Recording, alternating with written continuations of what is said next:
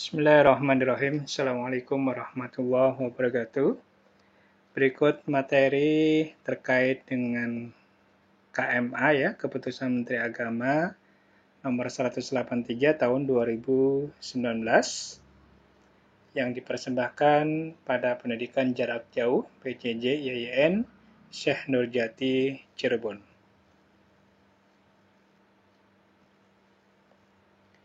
Temanya adalah kurikulum pendidikan agama Islam dan bahasa Arab pada madrasah. Dipersembahkan oleh Bambang Suswadi, kelas A. Bapak, Ibu, dan teman-teman sekalian, kurikulum adalah satu sistem ya, yang merupakan seperangkat rencana dan pengaturan mengenai tujuan, isi dan bahan pelajaran, serta cara yang digunakan sebagai pedoman penyelenggaraan kegiatan pembelajaran untuk mencapai tujuan pendidikan tertentu. Ini adalah pengertian kurikulum menurut Undang-Undang Nomor 20 Tahun 2003 tentang Sistem Pendidikan Nasional. Dimensi kurikulum yaitu rencana dan pengaturan mengenai tujuan, isi, dan bahan pembelajaran. Dimensi yang berikutnya adalah cara yang digunakan untuk penyelenggaraan pendidikan.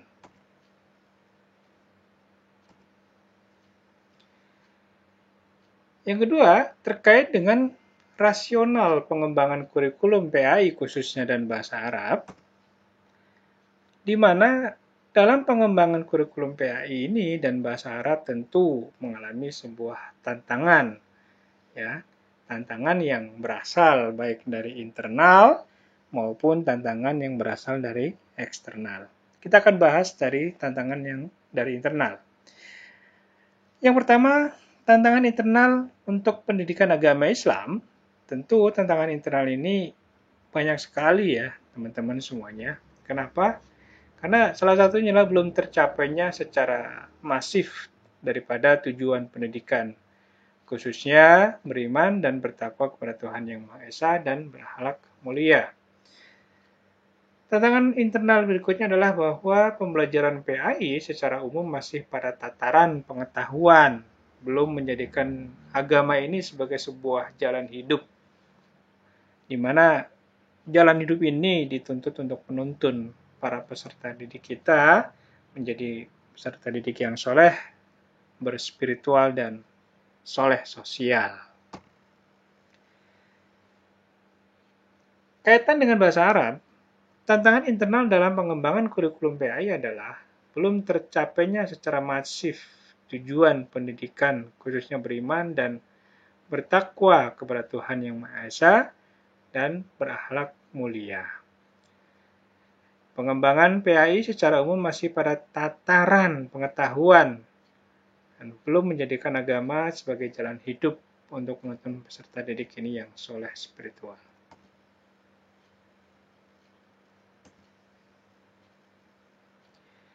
Tantangan eksternal. Pendidikan agama Islam dalam pengembangannya, ya, pengembangan kurikulum tentu mendapati bahwa semakin menguatnya faham transnasional yang berpotensi menggeser cara beragama khas Indonesia yang moderat, toleran, dan membudaya. Tantangan berikutnya banyak sekali isu yang terkait dengan lingkungan hidup, kemajuan teknologi dan informasi, kebangkitan industri kreatif dan budaya, serta semakin terbukanya akses pendidikan secara global. Sedangkan dalam bahasa Arab, tantangannya adalah bahwa bahasa Arab sebagai bahasa internasional saat ini juga mengalami perubahan yang cepat dan cenderung beragam. Sehingga kecenderungan bahasa Arab dengan pola fusha atau pola baku sudah bergeser dengan pola amiyah atau bahasa pasaran. Berikutnya adalah bahwa penutur bahasa Arab lambat laun mengalami peningkatan yang cukup signifikan.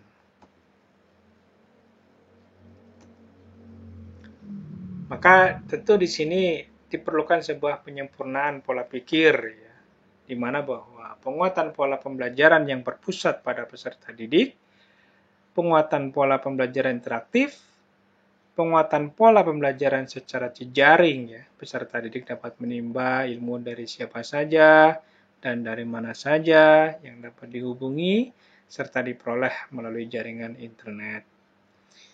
Selanjutnya bahwa penguatan pembelajaran aktif, mencari pembelajaran siswa aktif, mencari semakin diperkuat dengan pendekatan pembelajaran saintifik.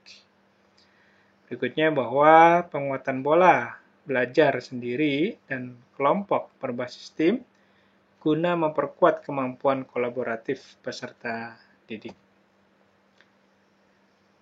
Dan berikutnya banyak sekali ya Bapak Ibu sekalian, teman-teman, termasuk di sini adalah penguatan pola pembelajaran religius dengan menjadikan nilai-nilai akhlak dan nilai agama Islam yang moderat sebagai sebuah inspirasi cara berpikir, cara bersikap, dan bertindak pada proses pembelajaran. Next. Selanjutnya bahwa yang keempat ini adalah penguatan tata kelola kurikulum PAI dan bahasa Arab tentu. Di mana bahwa penguatan tata kerja guru harus lebih bersifat kolaboratif, ya. Penguatan manajemen berbasis madrasah pun melalui penguatan kemampuan manajemen kepala madrasah sebagai seorang educational leader atau pimpinan kependidikan. Penguatan tata kelola berikutnya yaitu terkait dengan penguatan sarana dan prasarana untuk kepentingan manajemen dan proses pembelajaran, karena tentu sarana dan prasarana ini adalah dukungannya luar biasa.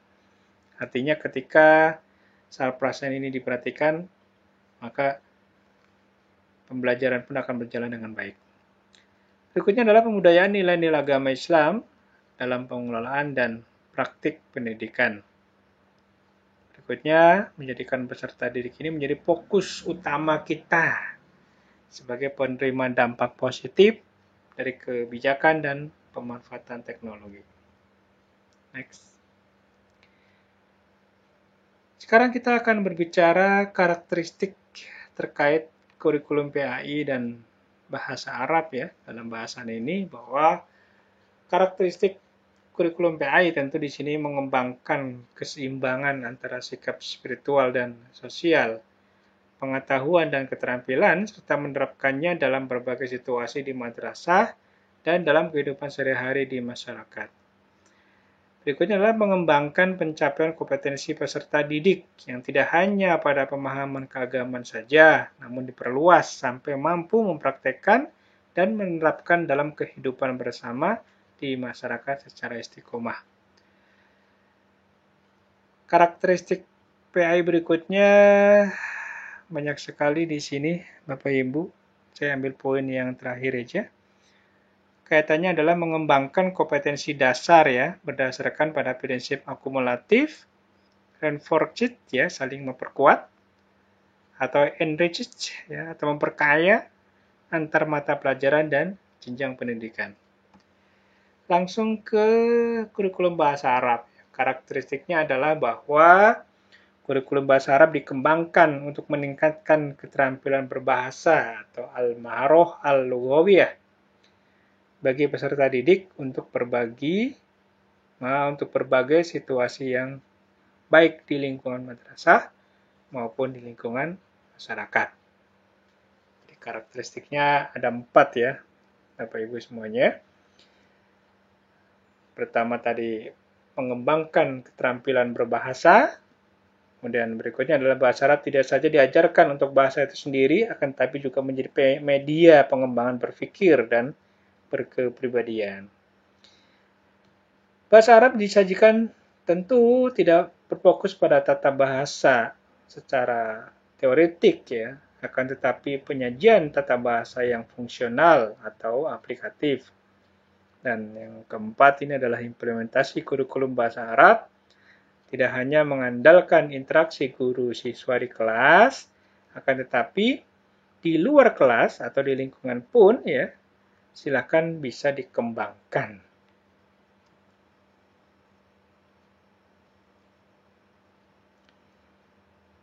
Tujuan pengembangan kurikulum PAI. Bahwasanya pengembangan kurikulum PAI ini adalah untuk mempersiapkan manusia Indonesia. Ya, ya siapa lagi kalau bukan orang Indonesia?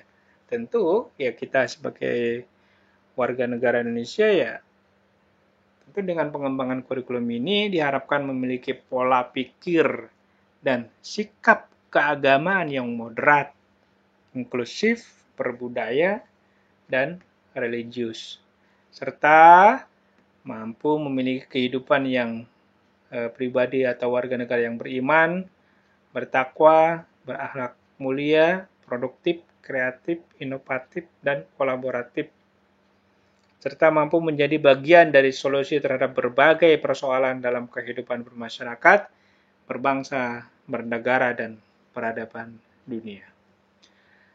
Berikutnya adalah tujuan pengembangan kurikulum dalam hal ini adalah bahasa Arab. Ya, bahasa Arab tentu bertujuan mempersiapkan siswa atau peserta didik untuk mampu memiliki kemampuan menggunakan bahasa Arab ini sebagai alat komunikasi global. Ya, alat komunikasi global di sini kita garis bawahi, dan alat untuk mendalami agama dari sumber otentik yang pada umumnya menggunakan bahasa Arab, dan melalui proses rantai keilmuan atau isnad yang terus bersambung hingga sumber asalnya yaitu Al-Quran dan hadis. Itulah pentingnya atau tujuan kenapa kita harus memperdalam yang mengembangkan kurikulum PAI dan bahasa Arab tentunya. Next. Di sini kita akan lanjut kepada kerangka dasar ya, kerangka dasar kurikulum PAI dan bahasa Arab. Yang pertama adalah landasan filosofis. Bahwa pendidikan berakar pada budaya bangsa untuk membangun kehidupan bangsa masa kini dan masa mendatang. Maka, agama adalah merupakan seperangkat aturan dan konsepsi ilahi, konsepsi Tuhan untuk kebahagiaan dunia sekaligus kebahagiaan di akhirat. Maka, PAI atau Pendidikan Agama Islam adalah menjadikan sasaran utamanya untuk melatih dan membentuk hati nurani yang bersih. Siswa sebagai peserta didik adalah pewaris budaya yang kreatif. Dan kita sebagai guru, tentu guru adalah digugu dan ditiru. Maka ucapannya bisa diterima dan perilakunya bisa diteladani oleh khususnya seluruh siswa peserta didik kita. Bahasa Arab memiliki dua fungsi terkait dengan landasan filosofis ini. Yang pertama bahwa bahasa Arab merupakan alat komunikasi. Dan yang kedua, bahasa Arab adalah merupakan sarana untuk mempelajari ajaran agama Islam yang tertuang di dalam Al-Quran dan hadis serta kitab-kitab lainnya.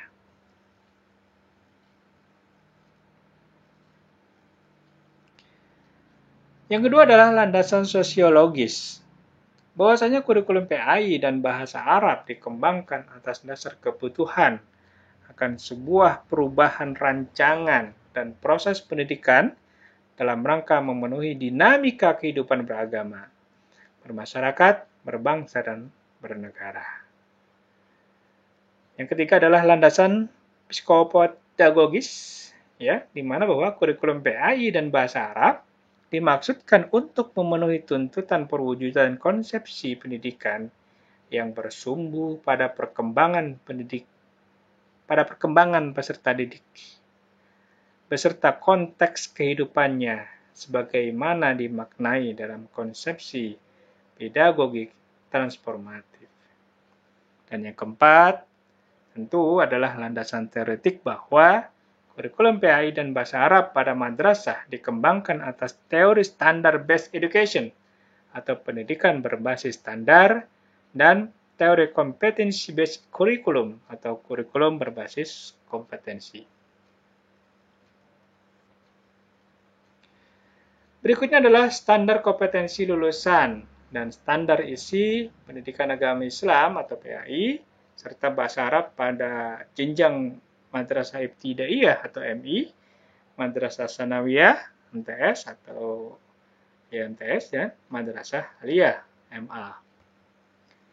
Yang pertama akan kita bahas dulu adalah standar kompetensi lulusan untuk jenjang MI. Di sini sudah kami buatkan tabel ya, bahwa dimensi sikap, pengetahuan, dan keterampilan yang diharapkan sebagai kualifikasi kemampuan sesuai dengan apa yang kita harapkan, bahwa sikap yang harus ditekankan kepada siswa tentu mereka harus memiliki perilaku yang mencerminkan sebagai seorang yang beriman dan bertakwa kepada Tuhan Yang Maha Esa, serta memiliki sebuah karakter yang jujur, peduli, bertanggung jawab, dan sebagai seorang pembelajar yang sejati sepanjang hayat. Dalam dimensi pengetahuan, siswa diharapkan memiliki pengetahuan faktual, konseptual, prosedural, dan metakognitif pada tingkat dasar berkenaan dengan ilmu pengetahuan, teknologi, seni, dan budaya, serta mampu mengaitkan pengetahuan di atas konteks diri sendiri, keluarga, madrasah, masyarakat, dan lingkungan alam sekitar, bangsa, dan negara. Dan yang ketiga, dimensi keterampilan, bahwa siswa diharapkan memiliki keterampilan berpikir dan bertindak secara kreatif, produktif, kritis, mandiri, kolaboratif, dan komunikatif, serta pendekatan ilmiah sesuai dengan tahap pengembangan anak yang relevan dengan tugas yang diberikan. Berikutnya adalah SKL atau Standar Kompetensi Lulusan pada jenjang Madrasah Sanawiyah atau MTS. Sama seperti di jenjang MI ya, ada dimensi sikap, pengetahuan, dan keterampilan yang kualifikasinya tentu lebih luar biasa lagi ya dibandingkan dengan jenjang sebelumnya. Nyari sama tapi ini adalah peningkatan ya. Kita next saja.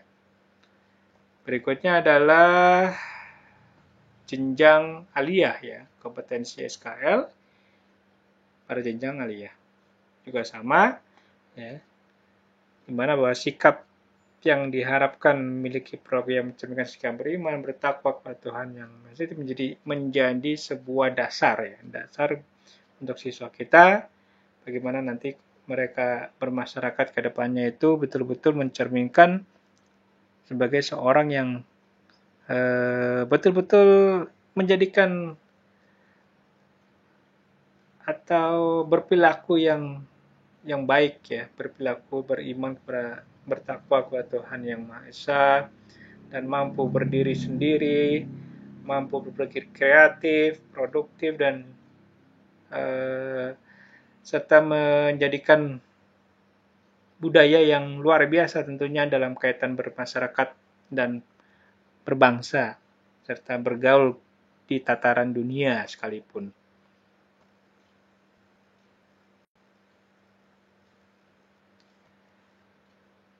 Berikutnya adalah kompetensi inti atau sering kita sebut dengan KI.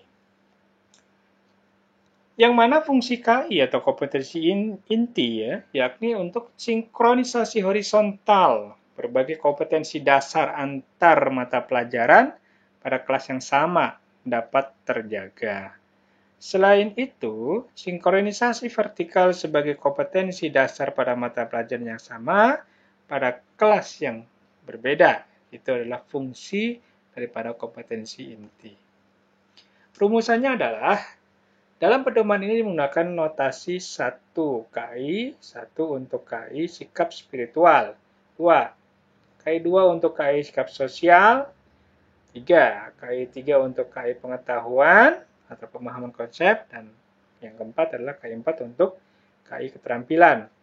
Urutan tersebut tentu sudah mengacu ya pada Undang-Undang Sistem Pendidikan Nasional yaitu nomor 20 tahun 2003 yang menyatakan bahwa kompetensi terdiri dari kompetensi sikap, pengetahuan, dan keterampilan.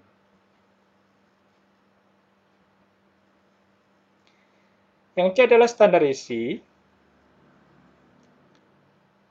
Standar isi merupakan kriteria mengenai ruang lingkup materi dan lingkup kompetensi untuk mencapai kompetensi pada suatu satuan pendidikan dalam jenjang dan jenis pendidikan tertentu.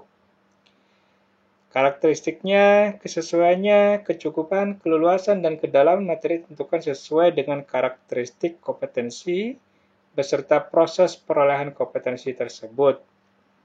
Jadi ketiga kompetensi tersebut memiliki proses perolehan yang berbeda, sehingga sikap dibentuk melalui aktivitas yang menerima, menjalankan, menghargai, dan menghayati, serta mengamalkan. Pengetahuan yang dimiliki melalui aktivitas tersebut, mengetahui, memahami, menerapkan, menganalisis, mengevaluasi, dan mencipta, tentu diperoleh melalui aktivitas-aktivitas.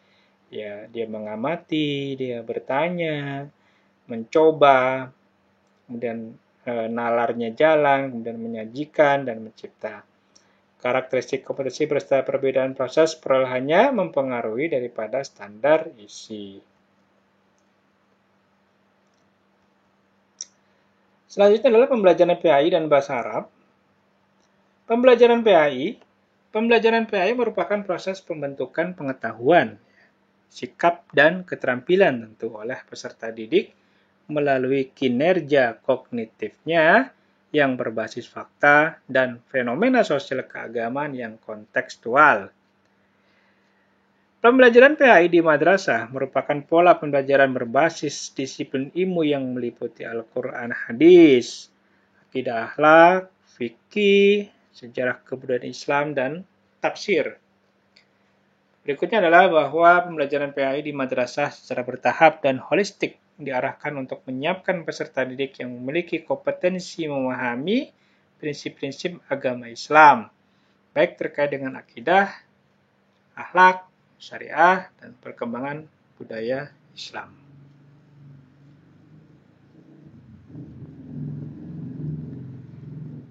Berikutnya adalah pembelajaran bahasa Arab. Pembelajaran bahasa Arab di madrasah tentu diorientasikan untuk memberikan 4 kemahiran berbahasa bagi peserta didik. Yang pertama adalah al-maharah al-lughawiyah. Keempat kemahiran yang dimaksud adalah kemahiran mendengar, maharah al-istimar, kemahiran berbicara, maharah al-kalam, kemahiran membaca, maharah al-qiraah, dan kemahiran menulis atau maharah al-kitabah. Pembelajaran bahasa Arab akan optimal manakala peserta didik diberikan kesempatan aktif menggunakan bahasa dan berkomunikasi dalam berbagai kegiatan di madrasah.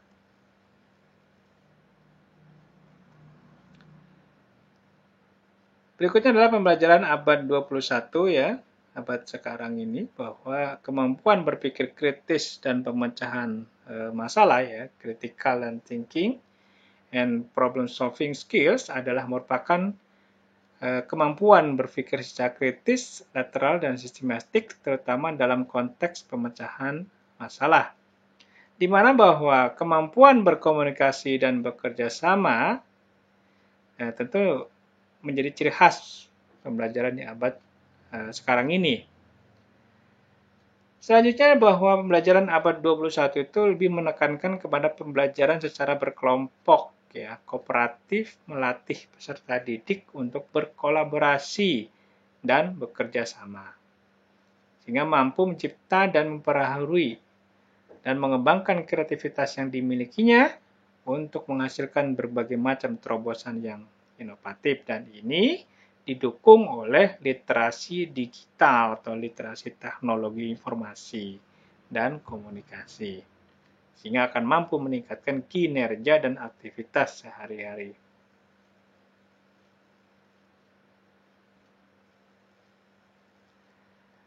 Kita sampai ke tahap penilaian PAI dan bahasa Arab karakteristik penilaian PAI.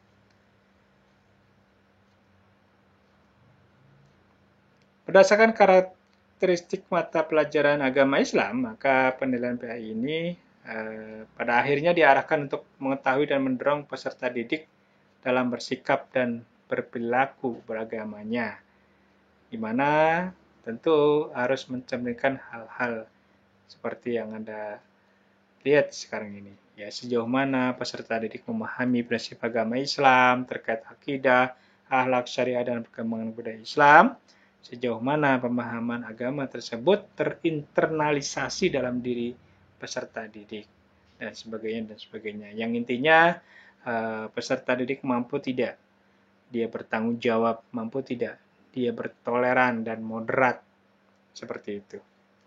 Dan mampu menginspirasi tentu, serta menjadi teladan yang baik bagi orang lain.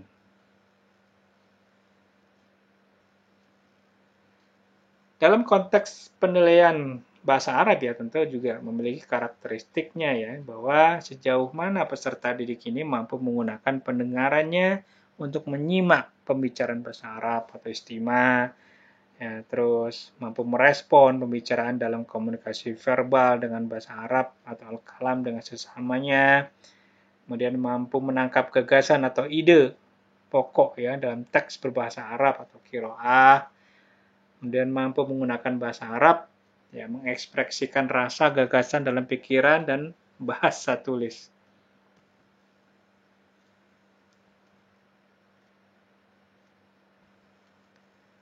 Tujuan penilaian ini yang dimaksud adalah mampu memantau dan mengevaluasi sebuah proses kemajuan belajar tentunya dan perbaikan hasil belajar peserta didik secara berkesinambungan. Kemudian penilaian hasil belajar oleh satuan pendidikan ya tentu bertujuan untuk menilai pencapaian standar kompetensi lulusan untuk semua mata pelajaran. Penilaian hasil belajar oleh pemerintah juga bertujuan untuk menilai pencapaian kompetensi lulusan secara nasional pada mata pelajaran tertentu. Prinsip penilaian yang pertama adalah sahih, ya, sahih, yang mencerminkan kemampuan yang diukur. Ya. Yang kedua adalah objektif, yang didasarkan pada prosedur dan kriteria yang jelas, tidak dipengaruhi oleh subjektivitas penilai. Adil, terpadu, terbuka, menyeluruh dan berkesinambungan, sistematis, beracuan pada kriteria, dan akuntabel. Tentu ini adalah merupakan prinsip-prinsip dalam penilaian pada program kurikulum PAI dan bahasa Arab tentu. Dan akhirnya kita sampai ke penghujung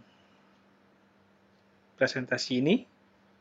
Kami ucapkan terima kasih dan tetap semangat di pendidikan jarak jauh IAIN Syekh Nurjati Cirebon. Saya cukupkan. Terima kasih. Assalamualaikum warahmatullahi wabarakatuh.